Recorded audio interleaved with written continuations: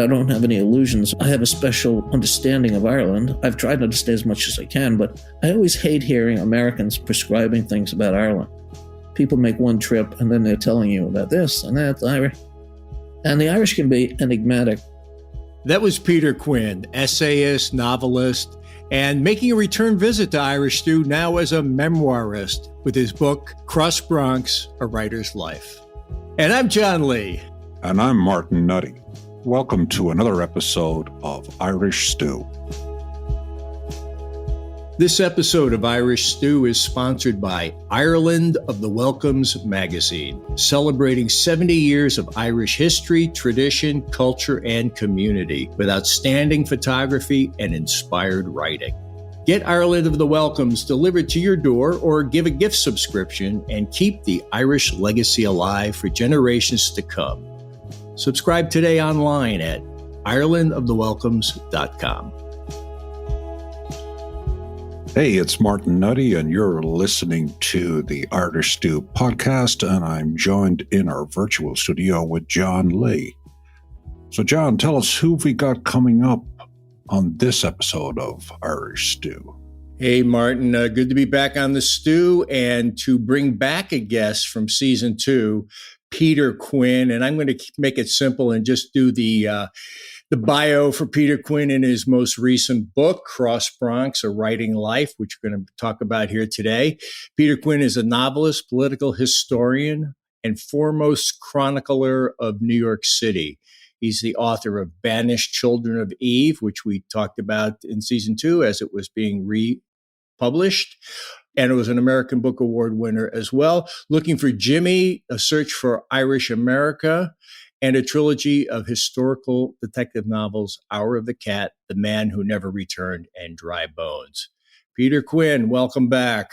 Hi, John. How are you? I know you had a chance to meet Martin recently at one of your many readings and part of your book tour with Cross Bronx. I like to get stewed with you guys, even though it's early. Well, yeah, there is a little stew going down there throughout the book as you peel back the Band-Aid on your own life. I'd like to start with a question, Peter, about your book and about some influences. Your book begins and ends with another writer, Bill Kennedy. Yeah, the who won the '84 Pulitzer Prize for his novel Ironweed and wrote many other great books centered around that provincial outpost of New York State, its capital, Albany. The book ends with an interview you did of him on your last day of your own Albany exile. And Cross Bronx begins with a dedication to Bill Kennedy that read, "To Bill Kennedy, who told me what I needed to know." What did Bill tell you? He told me a lot. I was very lucky to get to know him when I was up in Albany. We had a first writer club in New York. It was Malcolm, Paulette, and Frank and some other people. And everybody was talking about Bill Kennedy. So I sent him a letter and said, "We'd love to meet you."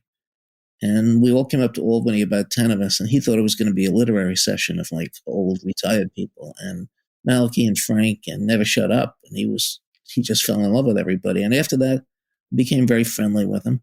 And he bought the house where Legs Diamond was killed in Duff Street.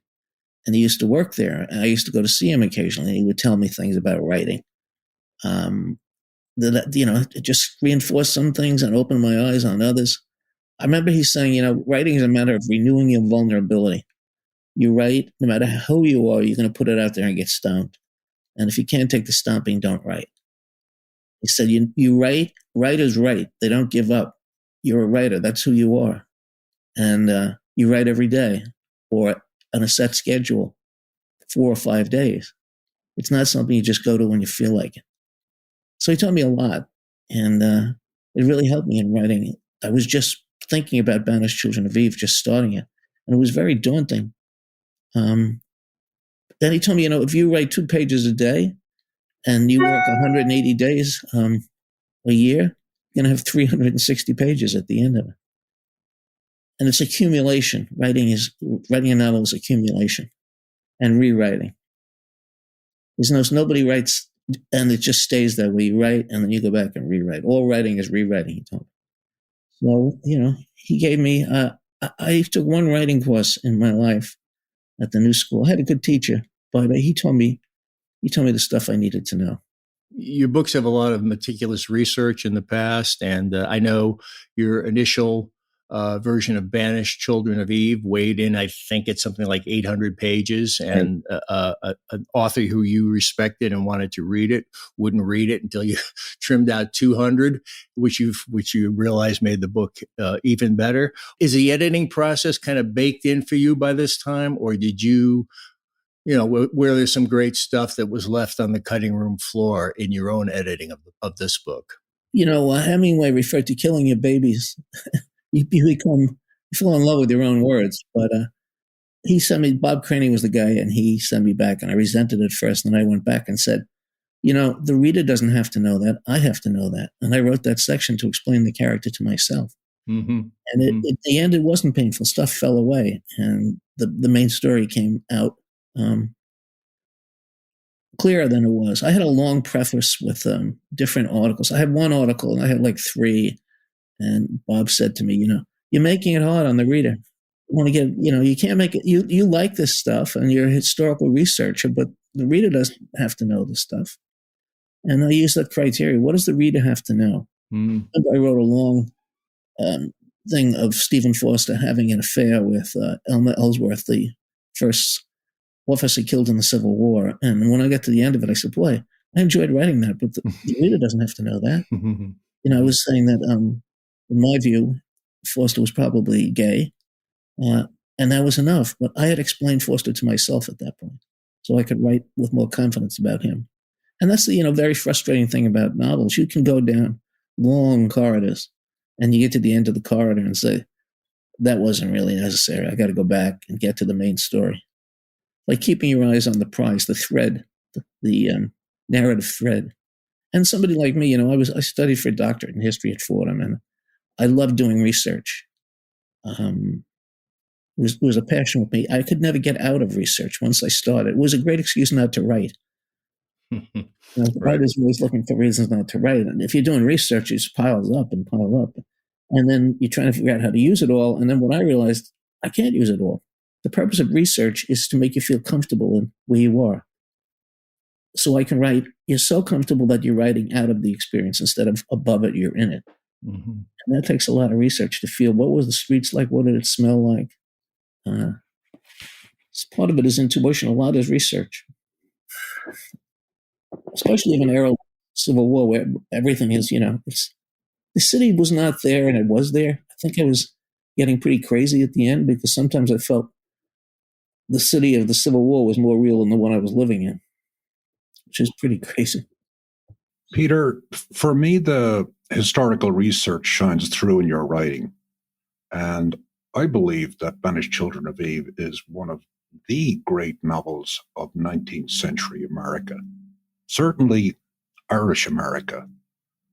But the Irish American experience you reveal is not always the most comfortable for readers. Talk to us about negative feedback. Oh, yeah. I got, when Banished Children of Eve came out, I got all these reviews, just wonderful, wonderful reviews. And then this critic in the Washington Post just killed the book. He said it was lurid, and it was not the New York of Edith Wharton. And I was like, no shit. It was really vicious. It was like, I felt the stomping.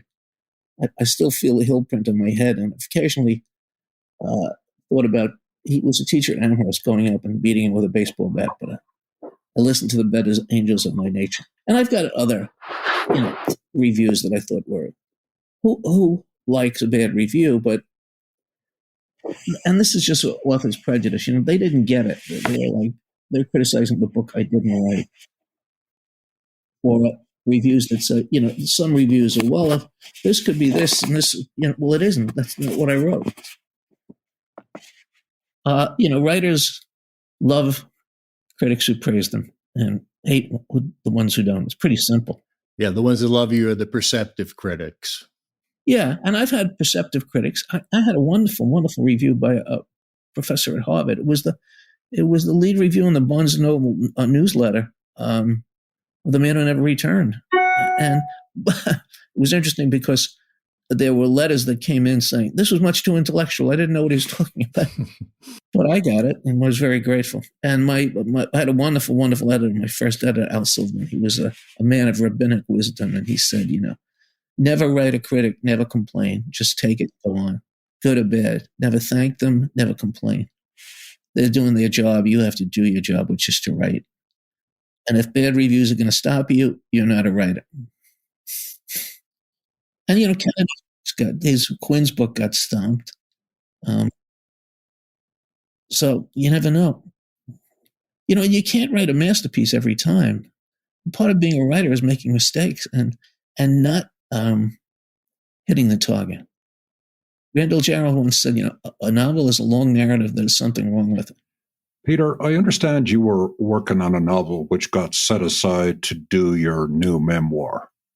Can you tell us a little bit about how that happened and how Cross Bronx came into being? Well, I was working on another novel, and I got sick during COVID, not from COVID, ironically enough, and my immune system wound up attacking the nerves in my legs, made it difficult to walk. So I was sitting in the day, kind of perseverating over this novel, and then on the side I started to write down. I don't know why this happened. Sometimes you don't know. Thoughts came to me, just memories. So I wrote them down, and then it just began to go. I put the novel aside, and I took 10 years to write Banished Children and 5 years to write Hour of the Cat. This was 9 months. It just came out.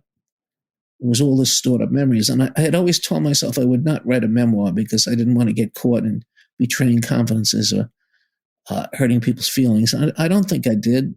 Maybe one or two. I haven't gotten any complaints yet. And it was just looking at my life, going back, and I'd never looked at it like that. And I was kind of fascinated. Chronologically, stuff became clearer to me as I wrote. It's kind of a memoir isn't an autobiography, and it's not a history, and it's not a novel. It's, as the word says, it's memories. And memories are very subjective. I've said that people in the same family can have different memories of the same events.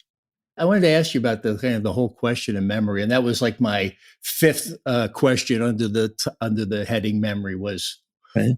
The people you were at odds with their memories. Your wife Kathy, your twin brother Tom. Did you find that you all had very, very different versions of what had happened? No, not very different. There were other things like relatives who thought that I was, this is an Irish thing. I was writing about my father, making that public, and I shouldn't. Mm-hmm. It's not fair. And, writing about ancestors, they can't defend themselves. And why are you raising all this stuff? I had an uncle who was murdered by William Moretti, and he has descendants. And why would you bring that up? Those were the main complaints. Right. Airing family secrets can be a delicate business. The dirty linen. Especially in my family was very interested in cleaning up the past. When I wrote Banished Children, my mother was horrified by the book. And she said, we never knew people like this. I said, no, but we were people like that at one point. Mm-hmm. In writing of your father in Cross Bronx, he comes across as a bit of an enigma, maybe emotionally distant.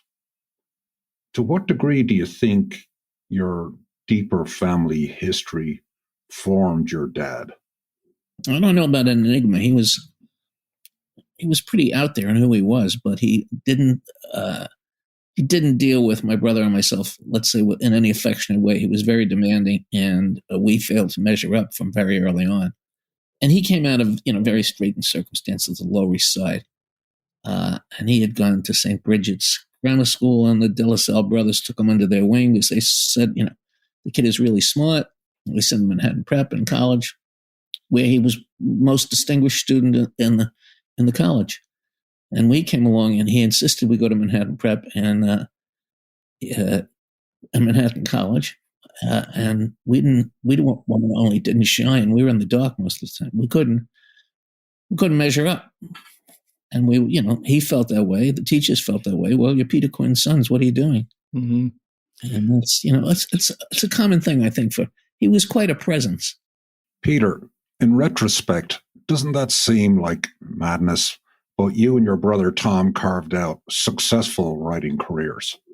That was all after he died. He was very happy that we became court officers because civil service job. He grew up in the Depression, and civil service job was the golden ticket. Yeah. And his view, that was we were kind of ne'er-do-wells, and this would keep us fed and clothed and allow us to raise families, and don't aim too far over that because you're not going to get there. And the whole idea of writing, growing up in the Bronx, we didn't know writers. It was, you wanted a steady job. Right. And I mean, I kind of bummed around. He told me, don't leave. I forbid you to lead the court offices. So I'm 24 or 5. I don't have to listen to him, but I do. Yeah. And I didn't leave till he died.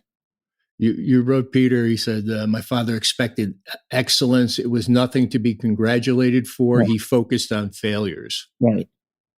And, at the same time, he was very admired in the community. He was, an outstanding judge. And I tell a story in the book. My brother Tom was bartending at McFeely's on 23rd Street, and there were lawyers there, and they're talking about judges. And he said, "Oh, my father was a judge, Peter Quinn." And the lawyer said to him, "He was the most compassionate judge I ever appeared before." Now, we thought he was not that compassionate to us when judging, but we were his sons. And, he had a hard father. I mean, you are the father that your father was to some degree, or you react to the father that he was. And he kind of stayed under his father. His father was a tough immigrant, labor leader, who my father at one point wanted to be a songwriter, and he quashed that. He became a civil engineer and then a lawyer, and then ran for the assembly, which we wanted nothing to do with, which is one of the ironies of my life. I'd wanted nothing to do with politics, and I wind up speechwriting for the governor of Albany. Talk about unanticipated turns in your life, And then with my kids, I had no capacity for discipline. Kathy, my wife, did all the discipline. And my son is now in his 30s, and he said at one point, he said, Mom is the one who, she told us no. We had to hear no. You never told us no. Yeah. So, well, what can I say? I had discipline from my father, the brothers, the police. I just didn't have the capacity for it. Peter, your paternal grandfather seems to have been both absent and given to let's call it, a harsh model of parenting. Do you think that's fair? Yeah, well, he also took my father to pier, Coney Island, threw him off to teach him how to swim. And we used to find that a story amusing until I realized, he was 6 or 7 years old and he's on the verge of drowning. I don't think my grandfather would have let him drown, but he was toughening him up. He thought, if you're going to get through life, life's not going to give you anything. That's what he learned as an immigrant, Irish immigrant who emigrated to America about age 10 and never went to school again. And, life was hard, and you have to be hard to deal with it. And my father was half that, but he had a very loving mother, and he was half his mother and half his father. So he could be very tough. But he had an affectionate side, but we didn't see much of it. But he had a wonderful relationship with my mother. They were very close. She was the only person he was ever afraid of, I think. She was a college graduate. She had been a Latin major, and he recognized her as an equal, which a lot of men in those days didn't. Peter, all throughout the book, we're meeting all kinds of people. We're meeting, your family members, your friends, notable people in the arts and politics. There's another character to your book, and it's right there on the front cover, Cross Bronx. The Bronx, the furthest north borough of New York City, the only borough that's actually on the mainland of North America. And as I was looking at the cover of your book, it really encapsulates a lot of what you were talking about. The old brownstone neighborhoods divided by a perennial traffic jam of the Cross Bronx Expressway, the trains and cars jamming into Manhattan, the looming housing projects in the distance that would sort of suck at the life out of the Bronx later on. Tell us about the Bronx, your version of the Bronx, and maybe what it is today. Well, I think it's kind of ironic. When I grew up, the Bronx was kind of equivalent to blah. It was the blah borough, really. Brooklyn had its own, character.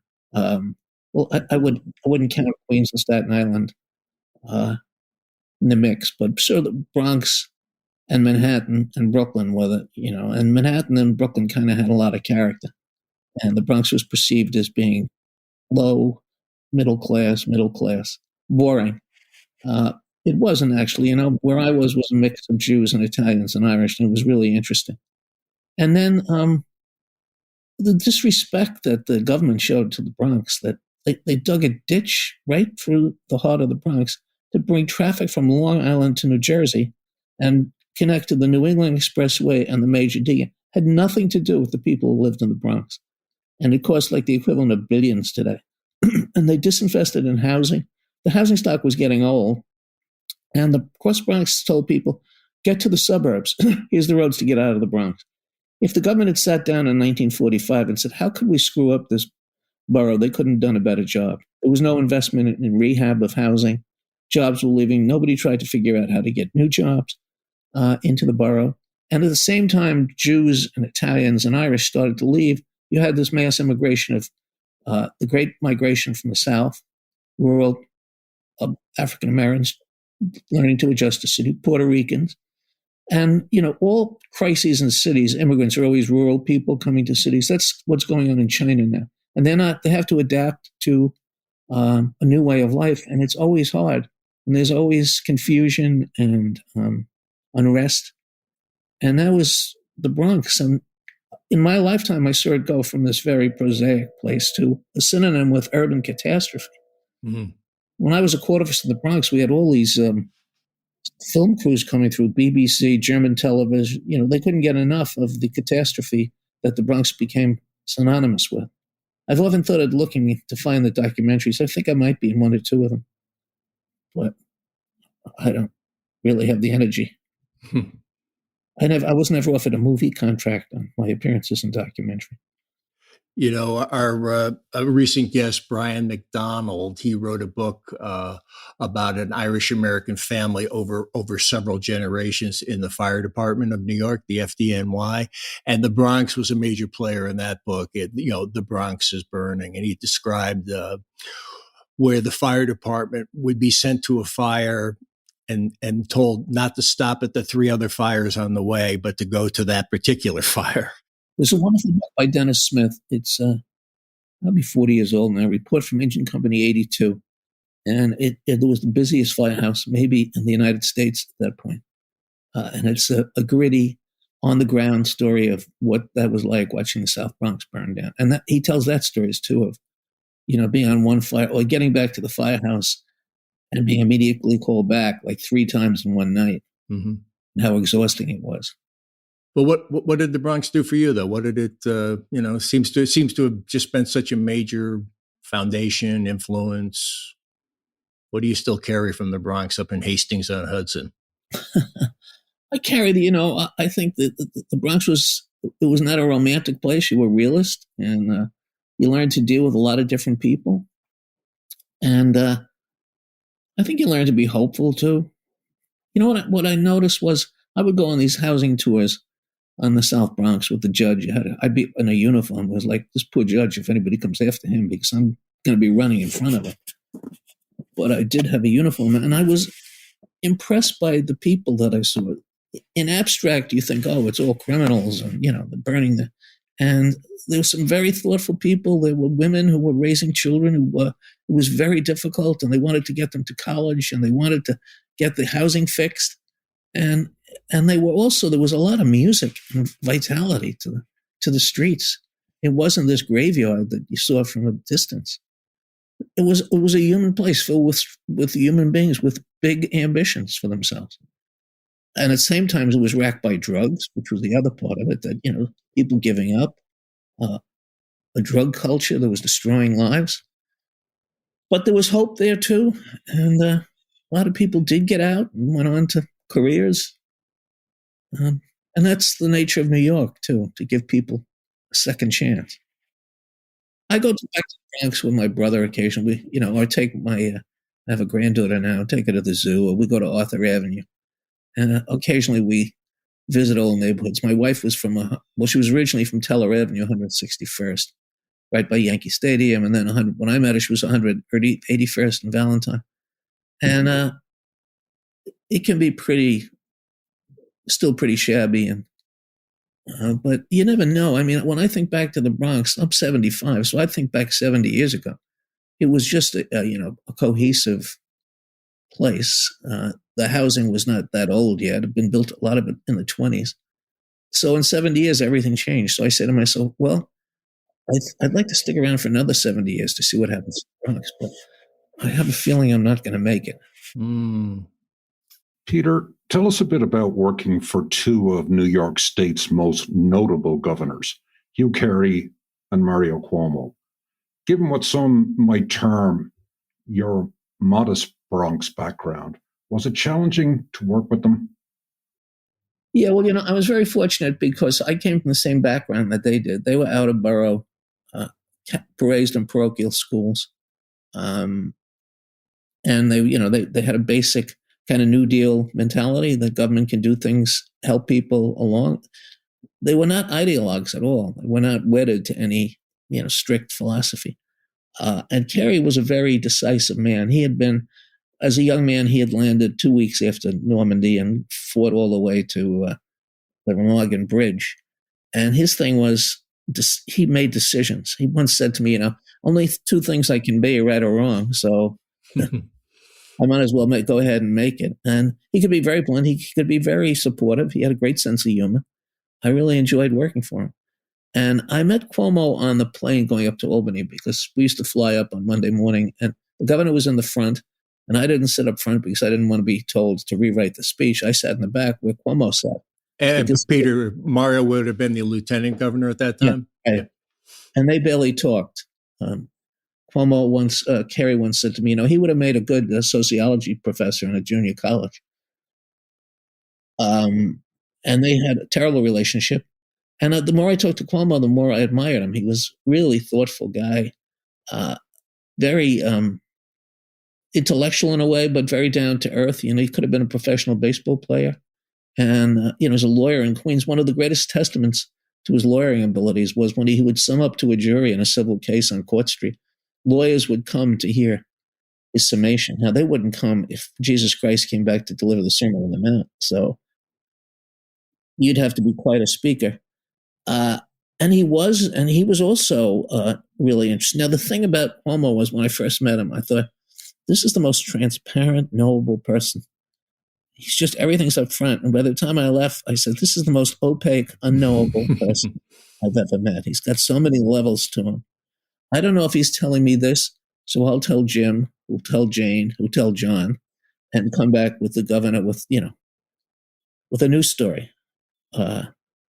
That's who he was. He was very careful in some ways. Andrew has certain ones of his qualities and not others. Like, he was intellectual. He could be very decent. He really cared about people at one level, where Andrew wasn't. We always said about Andrew, it's like the portrait of Dorian Gray, the picture of Dorian Gray by Oscar Wilde, where Mario was Dorian Gray, and the portrait was Andrew. All the characters showed up on Andrew. Ouch. And he was, you saw what happened. He didn't have a friend in the world when he went out of office. Can you tell us a bit about the odd flirtation that Mario Cuomo had with running for the presidency of the United States? I remember that well. And it was a real case of would he or wouldn't he? He had a plane charter to take him to New Hampshire for the primary. And he had talked to me, kind of cryptically about would I be willing to leave Time Inc. and be a speechwriter. Part of me didn't want to do it because I know the life of political speechwriter is pretty brutal. But another part of me did because the Democratic Party was such part of my life. And, I thought he might make a good president. Mm-hmm. So I said yes. And then I'm in my office. I told my superiors at Time Inc., I'm leaving. I'm going on the governor's campaign. And then a guy comes in my office one afternoon and says, Cuomo just announced he's not running. So I felt like I looked like a total idiot. And I called him up the next morning. I knew he got up at about 5. I got the state trooper. I said, can I talk to the governor? I said, Governor, I don't want to be crude, but what the fuck was that all about? And he said, well, I couldn't leave the budget with Ralph Marino, which was kind of ridiculous, but I wasn't going to challenge him. And, I'm not sure why he didn't run. I got some theories, but, part of it was, I think, the lack of confidence that an out-of-borough Catholic guy, Italian, would be allowed to run the country. And, it was a heavy stone to push up the hill. And he essentially, when he came to political organization, only trusted one person, Andrew. So that worked in New York, but you couldn't run 50 election campaigns like that. Peter, to go back to you, Carrie, for a moment, I think, the Cuomo legacy is more memorable or more closer in our memories. You, Carrie, actually, I used to see both of those governors in my previous checkered career working at the racetrack. When you were in Attica, they used to visit, right? Exactly right. But no paroles. I could not get a parole. I did get a stay of execution.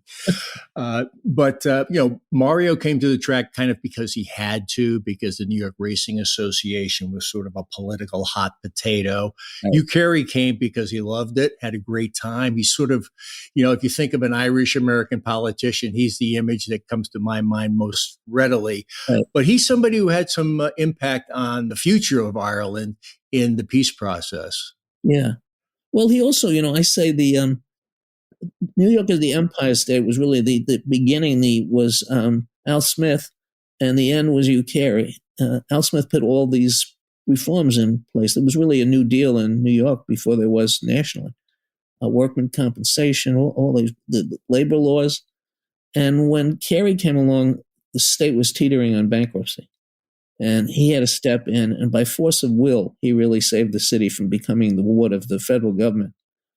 He had to bring together, he did the impossible thing of bringing labor leaders together, and union and bankers. And it would have been a catastrophe in retrospect if New York had gone into bankruptcy. And he doesn't get, people say, oh, Koch saved the city, or Big Mac. Well, Koch came in 1977, and the fiscal crisis was 3 years old, and it was being resolved. And I don't think people give him the credit. He was a governor who dealt with a big, big crisis. And the thing that makes leaders great, or if a leader doesn't have a crisis, they're usually not so remembered, which I think was the thing with Cuomo. There was no great crisis in his reign, and there was in Carey's, and he really handled it amazingly well and deserves a lot of credit. Now, I think it's ironic that he got a tunnel named after him and Koch got a bridge. I said, I think it should be the other way around, but... Peter, talk to us about the anonymity of being a speechwriter and the associated lack of recognition. Just how painful is that? If you don't want to make that deal, you shouldn't be a speechwriter. And both Carey and Cuomo are not people you just handed a text to. You worked on it with them. Sometimes they just read it. Sometimes a speech was like a security blanket. They knew that if they couldn't extemporize, they had this totally usable speech in front of them. So you never knew, but I always found it, I don't think I ever wrote an easy speech. I kind of labored over all of them, and I tried not to recycle stuff because I thought that was boring. I learned a lot about writing novels from writing those speeches about it's work, it's hard work, and you have to go back and read what you wrote and be willing to revise it. It was a great lesson in writing, speech writing. It's a profession for young people because it's very, very exacting. And, with business, they make a decision in a week or we'll do it in a month. Well, with a political speechwriter, it's tomorrow or tonight and have to have it. And you write 3 bad speeches and you're out. It's the immediacy of the thing. And, you can't take it personally because they need the words and they're going to put somebody on that job who can do it. Frank Lynn, who was the bureau chief of the Times in Albany, told me early on, he said, never mistake a politician for your friend. And that's not anything against them, but they have to get the job done. Their career depends on it. And if people can't help them get the job done, they're out. So Cuomo was a great schmoozer of people, and they'd think they were his friend, and the next thing they know, they were out. I know people who still feel the sting of that. I would say, look, That's the deal. You don't get the credit, you get the blame. And if you don't want to play that game, don't be a speechwriter. It's pretty simple. And the other thing is you don't get, Cuomo especially, Kerry didn't seem to care that much if they knew he had a speechwriter. Cuomo didn't want anybody to know he had a speechwriter. So the anonymity of it kind of what led me partly to write novels. I said, I'm going to die and nobody's going to know I wrote anything. I got to get my name on something. Peter, during the Cuomo years, I was interested to see you worked with the late Tim Russert. For my money, he was one of the best TV interviewers in the business, and his work on NBC's Meet the Press is, to my way of thinking, the gold standard, which subsequent TV political interviewers just haven't approached. Tell me a little bit about him. Yeah, he was a very easy guy to get along with, and he never wrote a sentence. He wasn't a print journalist; he was a television journalist. That he discovered this personality.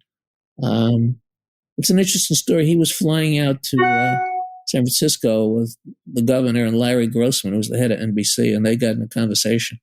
And he said, "Oh, you'd make a great television commentator." And Russert didn't have any background in that, and he winged it, and he got really good at it. And he was already a personality. He had helped. He had been Moynihan's. He had a high profile. So, but he would have ideas about speeches. Wouldn't write anything, but he'd give you stuff. So you could maybe go in this direction, which was helpful because he had his really fingers on the pulse of the public. And he was an enjoyable guy to be around. He wasn't. Some people in politics are really odious and ambitious and willing to step on other people. He wasn't like that at all. He was an Irish Catholic kid from Buffalo, and it showed. He was, unpretentious. I think that showed in his television career too. Talk to us about the state of American TV journalism. I don't watch enough. I swore after the election, the Trump election, the first one, I kind of swore off. I was like an addict at CNBC. And I just said, these, what you're saying, it's a lot of the same people all the time interviewing the same guests. And there's nothing that really, if I'm watching CNBC, I know what I'm going to get. If I watch CNN, I know what I'm going to get. I don't watch Fox, but I know what I'm going to get. So it's that predictability and echo chamber that I just stopped watching it. I watch the Channel 13 news at 7, and that's it. Turn it off. Go up, and read or watch a movie with my wife. I just, I could watch 3 hours of that stuff when those elections were going on, but I don't watch anything now. All the stuff about the midterms. And there's a lot of blather and predictions. And people are wrong. And CNBC has the same guess. CNN has the same guess. This gets very tiring after a while. What gets me about those guests, we're kind of getting off the track here, but you don't know who they are. They keep popping up. They're no longer journalists. They're not government officials. They're people with, they're from the American Freedom Institute and different think tanks or former campaign aides. They tend to have an agenda, but you don't know what their agenda is. Right. Anyway, Peter, we started off with, I know your book is in 3 sections. Bronx Thonks, which is flipping the Ogden Nash verse of the Bronx no thonks on its head. We got into a bit of that. We've been looking at part 2 of the book, The Capital Years. The most intriguing title of the 3 sections is the third and final, Killing Time. Right. What did you mean there? When I went to Time Inc., I thought I was, the luckiest guy in the world. It was one of the great corporations, American corporations. Lucid founded Henry Luce in 1923.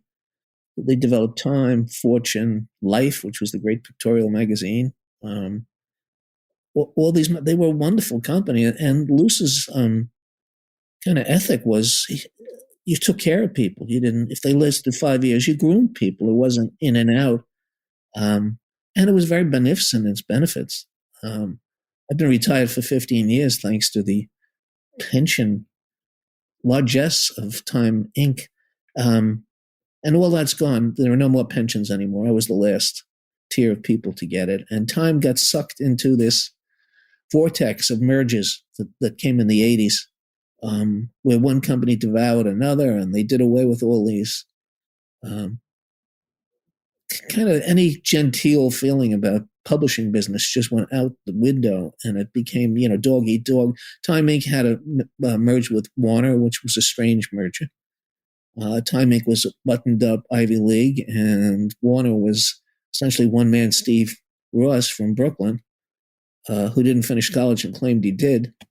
But after a while, that merger kind of worked out, and then they absorbed Turner, and then there was the catastrophe, AOL. But it was like if you didn't grow, you were finished. You had to get bigger and bigger and bigger.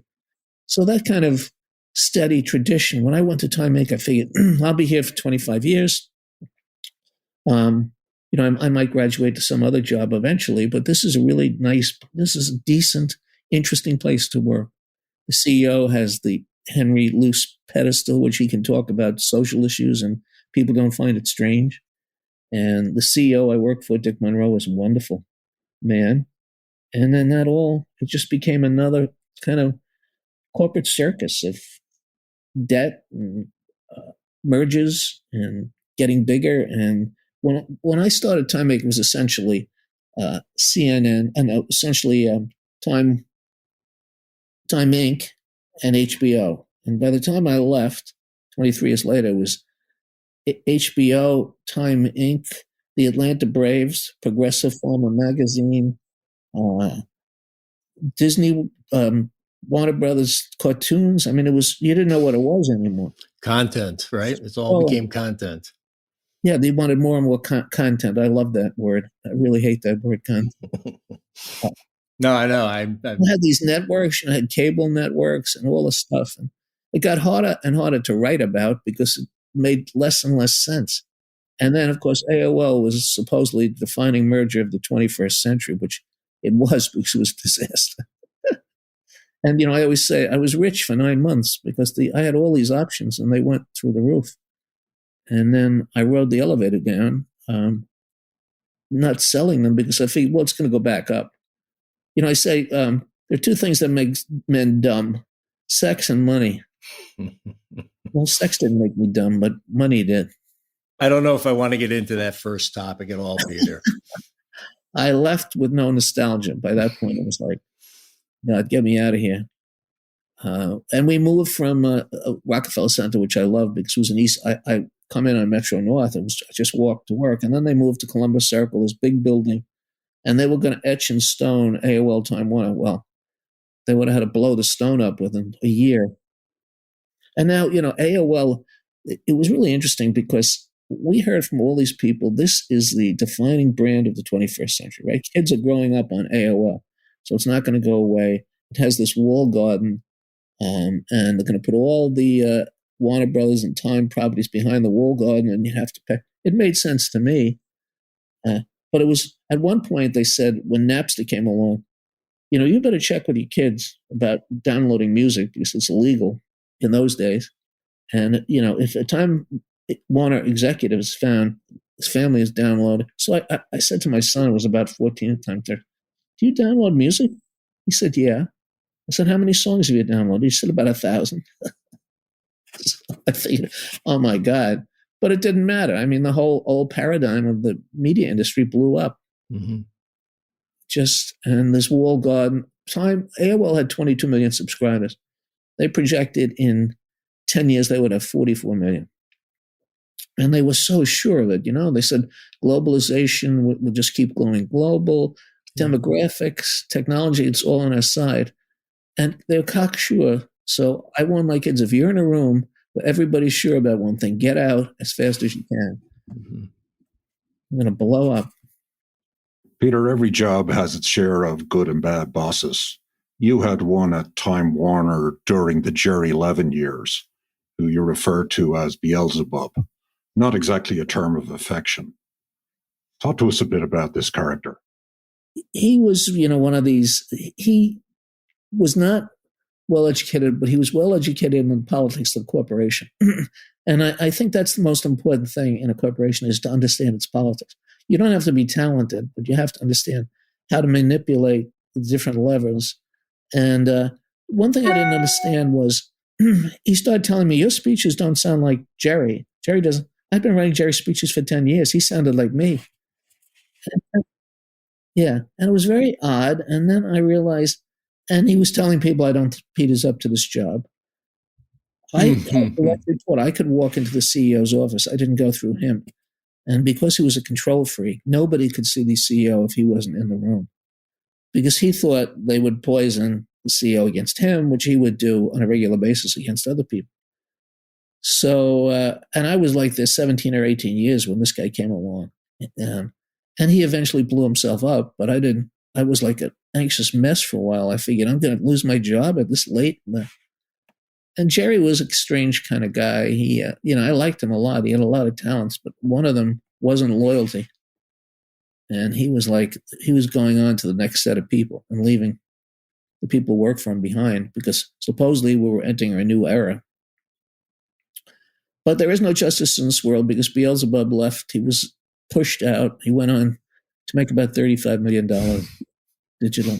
This side of the grave, there's no justice. But I kept my job. That's what I wanted. My ambition from the time I started working was to have a comfortable retirement and just to do what I'm doing this morning, reading the paper, talking, getting ready to go up and write.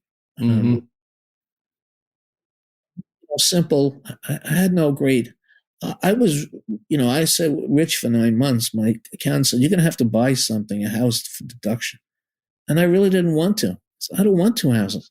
I don't want 2 cars. I don't want 2 wives. I want one of everything. And I want to leave life as close to what I came in with. The accumulation of things has never had much attraction for me. Just leave me alone. Let me read and write and raise my family. And the irony was I got sucked into this public life.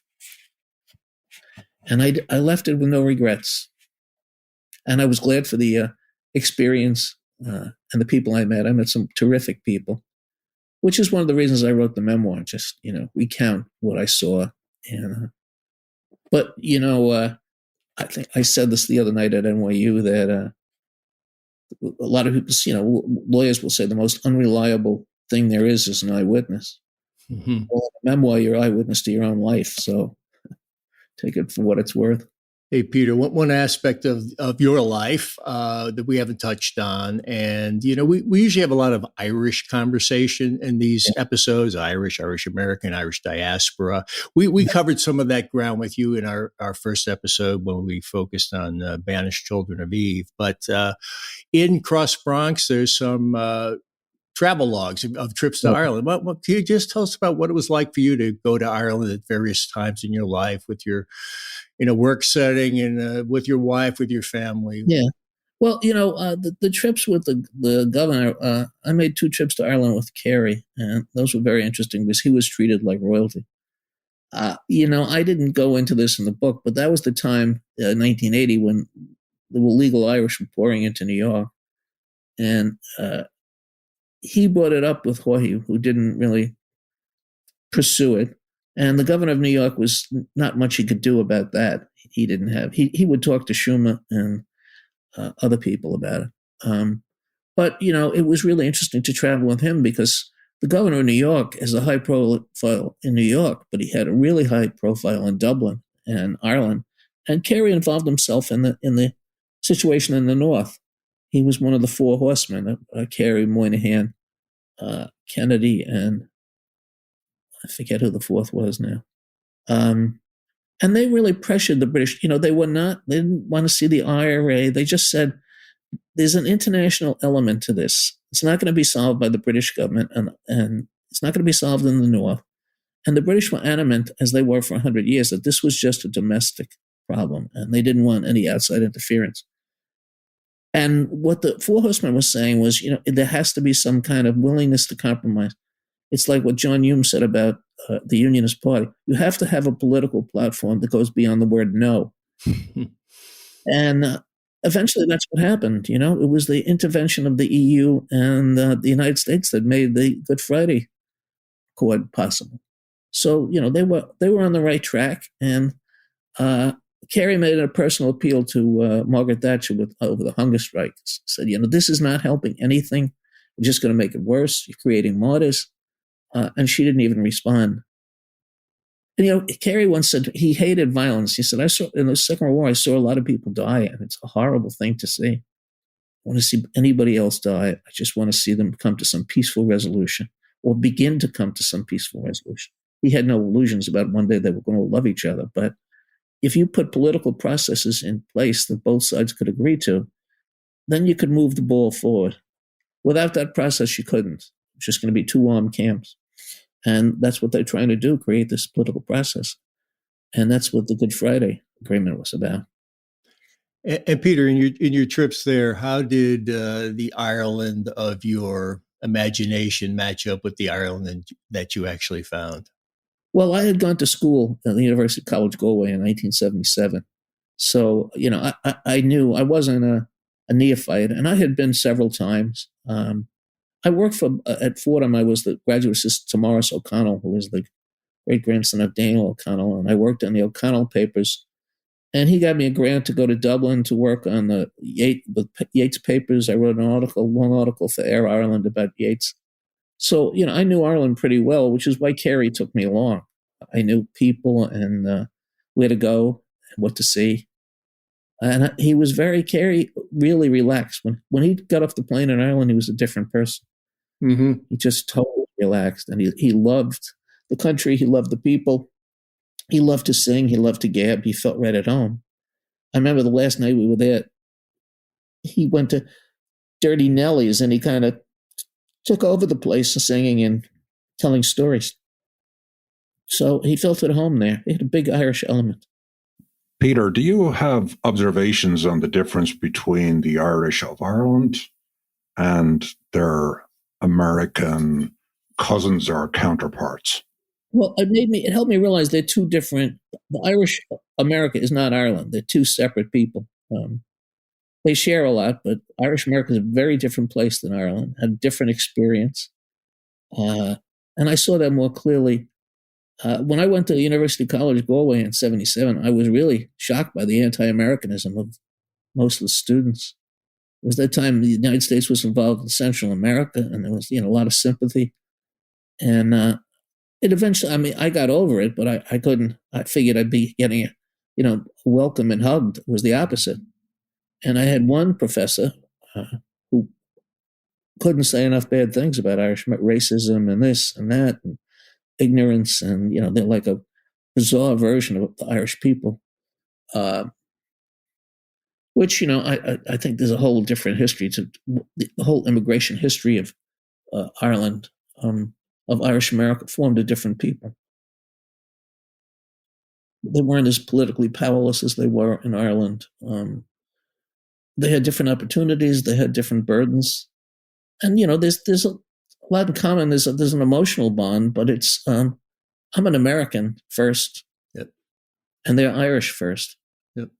And I don't get over that. I don't have any illusions about I have a special understanding of Ireland. I've tried to understand as much as I can, but I always hate hearing Americans prescribing things about Ireland. People make one trip and then they're telling you about this and that. And the Irish can be enigmatic. You know that, Martin, right? What? So yeah, I did. The first time I went to Ireland was 1969, and I was shocked by how poor it was and backward. The goods in the stores were really shoddy. The food was terrible. We stayed in a hostel in Dublin that looked like something out of a post-war Berlin, and it just seemed drab. And by the time I took my kids back 3 years ago, it was different. It was a mainline European country, which the EU was really changed everything. And it was the first time, Ireland is now from underneath the shadow of Great Britain. It's got a separate life. Everything doesn't have to be channeled through England. It's got direct connections to Europe, United States. In a way, it's kind of ironic. In the 19th century, the Protestants in Ulster had this international connections, with the Ulster Irish in Canada and Australia. And now there's isolated people, and the Republic has all these connections to the rest of the world, which I think adds to the paranoia of the Unionists that they're isolated. They don't get a lot of sympathy in England. Right. They're like, they're sick of the tail wagging the dog, British. So I spent some time in the North too, and that was confronting the hatred and the distance between the two communities. It was so deep, shocking. I had lunch with the elder of the Presbyterian Church, a nice man. He could be on any bar stool in the Bronx, white-haired, ruddy face, and he kind of shared a secret with me. He said, we're two different races. We come from this Scottish. It was really nuts, the theory, but the thought that these people looked exactly alike. Yeah. It just, reinforced to me the human capacity for making differences where they don't exist. Right. We always have to be different from somebody else, and usually superior. Hey, Peter, we come to the point of the program where Seamus Plug has entered the room, and he is offering you a chance to plug away of Peter Quinn Incorporated. Can I sing? Absolutely. I wrote no. a little. No, I'm not telling any tales when I say a writing life. That's what I wanted to do, and I feel a satisfaction that I did have a writing life. That's what I wanted to have. And all my books, I write about New York, really. Banished Children and the detective novels move around the world, but Finn Dunn, the protagonist in all three books, is a quintessential New Yorker. And I enjoy giving expression. I felt, I'm writing out of the deepest part of me, the memoir, Banished Children, and detective novels, which at the core, I feel like more than anything else, I'm a New Yorker. That's my central identity. I could never really, my daughter's moved. She's in Paris. She's moving back to New York, and my son's in Brooklyn. And I'm very happy that they inherited this love of New York, because the first of my family landed in New York in 1848. And they say, when nobody else wanted us, New York took us in. And New York has taken in a lot of people who nobody else wants. And they've usually added to the strength of the city. They haven't dragged it down, which is always expected.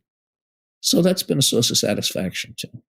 I say at the end, I don't know the difference between fate and luck, but I've been very lucky, and I try not to take that for granted. You end on a note of gratitude. Yes, gratitude.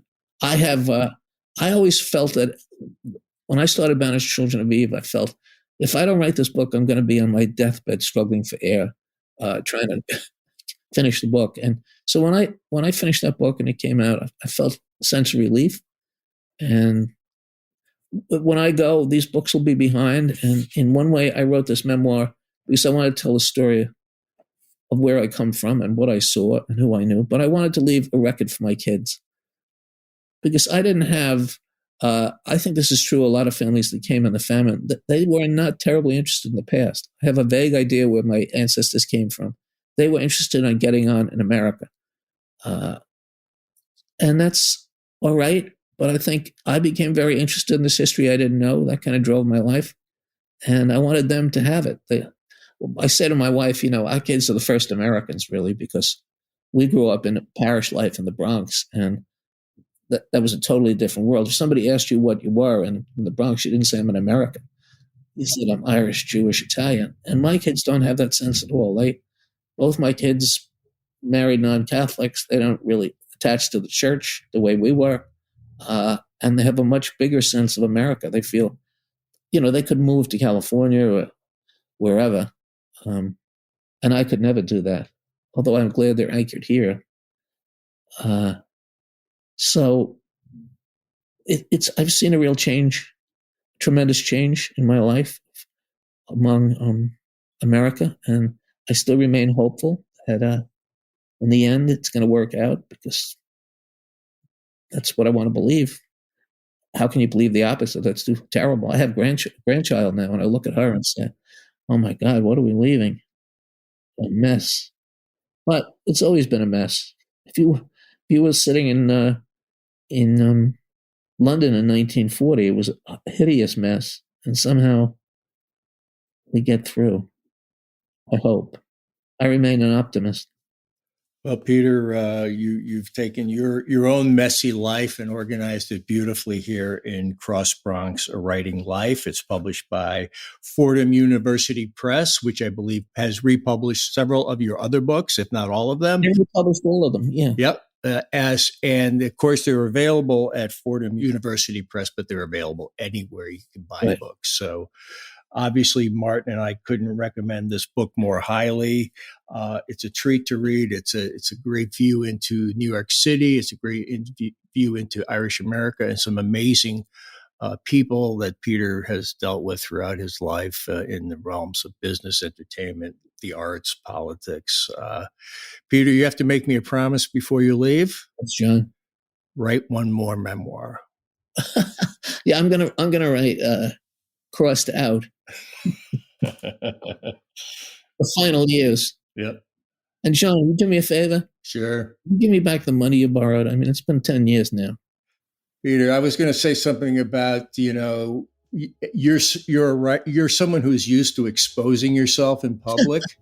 And this time it was a little bit different. You did it in the pages of a book and not in an old trench coat. But anyway. Thank you so much for giving me the time. I really appreciate it. Thanks, Peter. Hey, John, great to have Peter Quinn on here again. I always look forward to talking to Peter. His experience is just so rich. He understands America and especially New York on a absolutely unique and detailed level. He also has had a lot of experience in Ireland as well and is smart enough to know how little he knows. But I'm always in awe of him about how much he actually knows. Yeah, I think he's one of the greatest interpreters of the Irish American experience out there. I had sort of two kind of buckets of thought about the conversation. The first one I'll put under the heading of from down and dirty to high and mighty. We saw his middle class life growing up in a housing development in unglamorous the Bronx, as they would say up there. And we also find him side by side with two of the most charismatic governors in the state's history and at the very, very highest levels of corporate America. Yeah, he's really had a unique life experience. And obviously the thread that winds its way through that is his ability with language to craft a sentence like no other. And that is certainly consistent with the Irish tradition. We are, at heart, storytellers, and there's none finer, to my mind, than Peter. The other thing that struck me was sort of thinking about him initially as a speechwriter. It's collaborative and it's anonymous. And then his career as a novelist, where he's solitary, but his name goes on the product. And then finally, a kind of inward turning journey as a memoirist, really exposing the self. And you'll note I carefully did not say exposing himself. Yeah, you guys tend to go at it a little bit in the best traditions of Irish slagging. It's something that actually I was intimately familiar with in Dublin, but I probably a little out of practice. So it's kind of a delight to see you guys interact with each other. Yeah, I think this memoir is a gift for readers, especially readers of my age and maybe a little bit older. It's telling a story of New York at a level of detail with a level of personal experience that's truly valuable.